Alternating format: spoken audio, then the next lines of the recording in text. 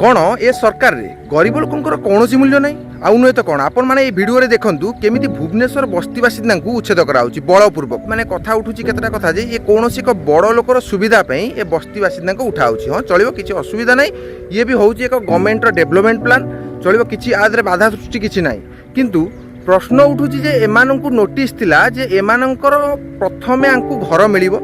तापरे एमानंकु उच्छेद करा जिवो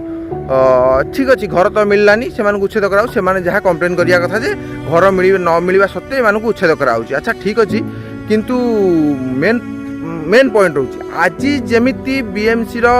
प्रशासन बलपूर्वक से उठाऊँच कौन जितेबाला से आश्रय नेले कि रहिले से कौन आखि एमानकर बंद थिला ना एमाने अंध थिले जड़े रही सारा तार असुविधा किसी अच्छी बोली सी रही जड़े रही सारा तार सुविधा न करले